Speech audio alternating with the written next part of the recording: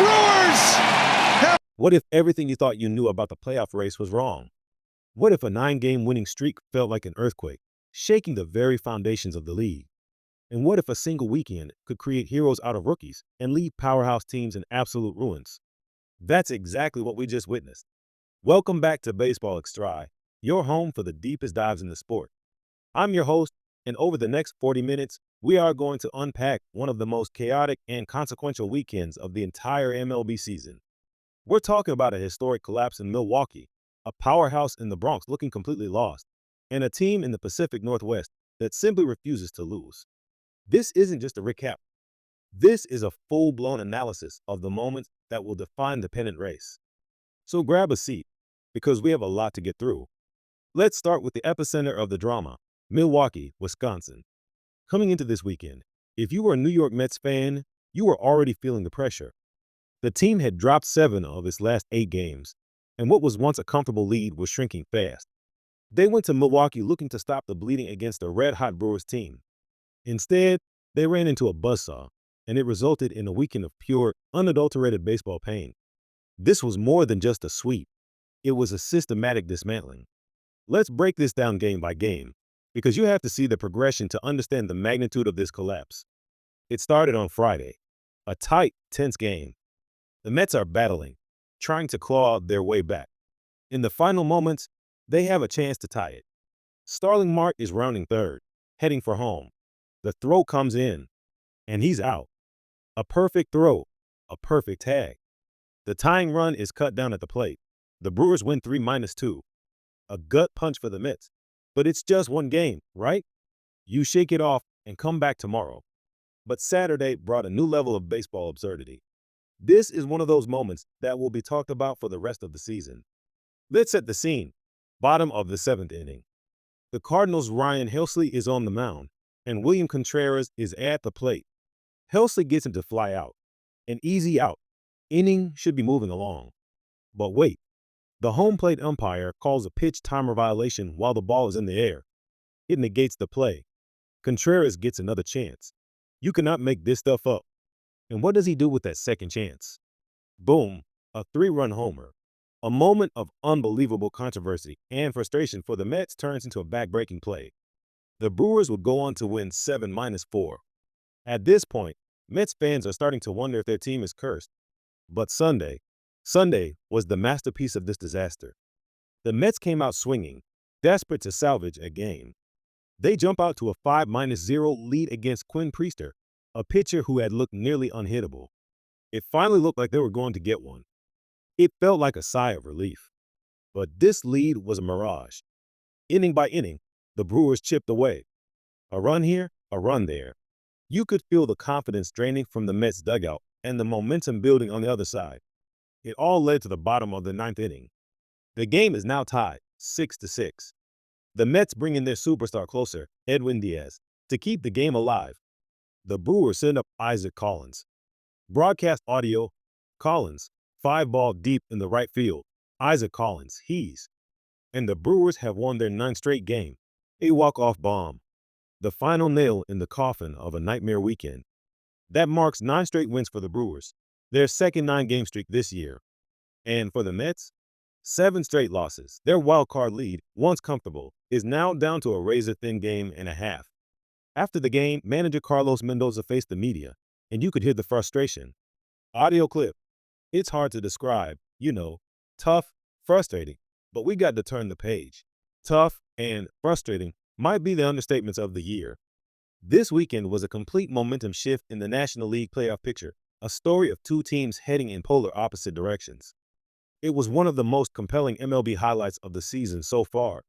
Now, if you think Mets fans are the only ones suffering in New York, you'd be wrong. Just a few miles away, in the Bronx, Yankee fans are experiencing their own special kind of misery. The Houston Astros came to town, and it was a painful reminder of who has had the Yankees' number in recent years. The series was capped off by a dominant 7-1 Astros victory on Sunday. And who else would be in the middle of it but Jose Altuve? Altuve delivered a deep shot to left field for his 250th career home run. For Yankees fans, seeing him round the bases is like pouring salt in a wound. The loss dropped the Yankees to a miserable 2-7 since the trade deadline. All that optimism from their deadline moves has vanished, replaced by the familiar feeling of frustration. If not for the White Sox beating the Guardians on Sunday, the Yankees would have fallen completely out of a playoff spot.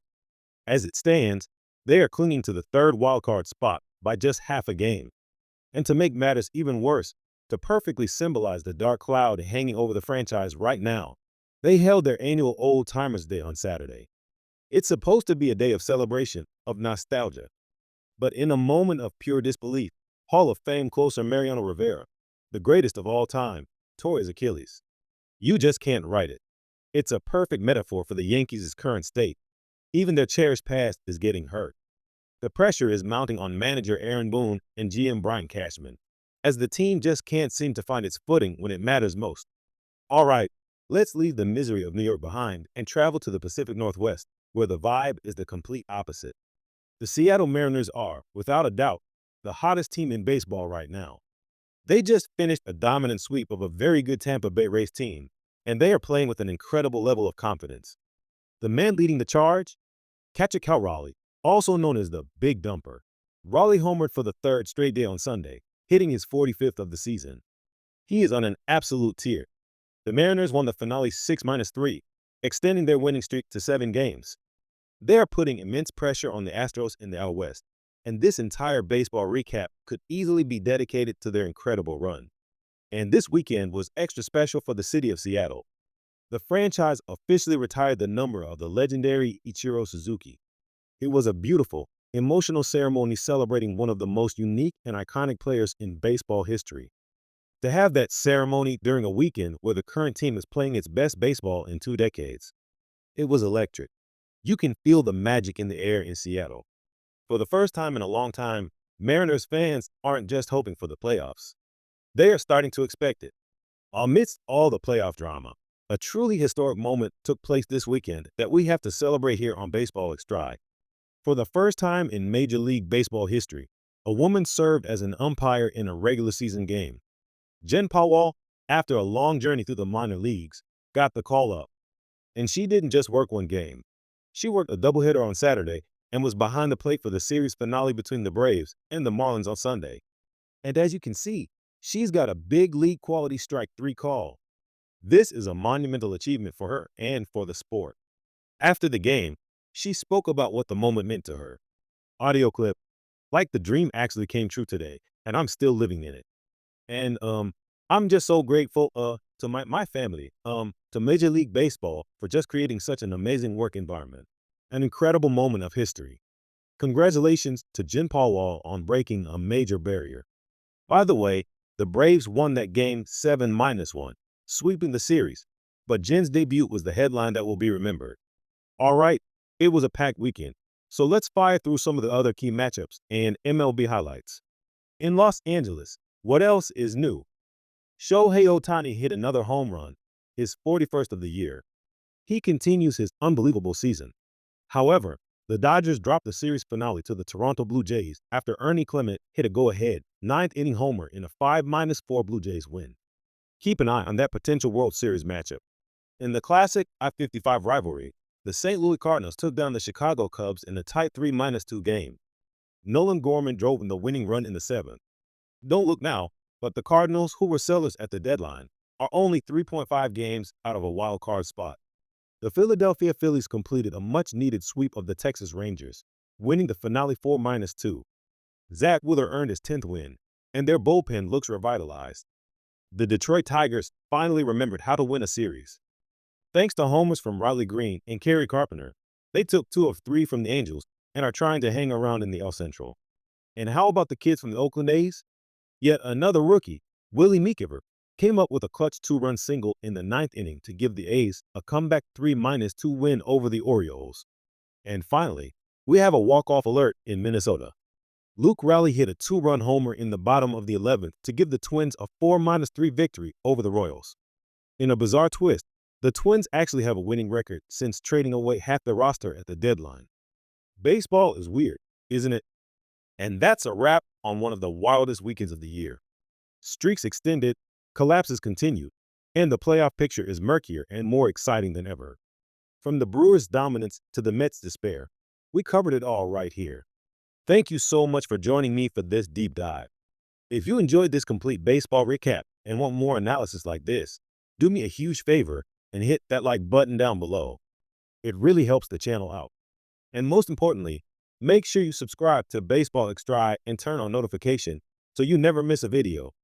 We'll be here all season long, breaking down everything you need to know as we race towards October. Until next time, enjoy the games.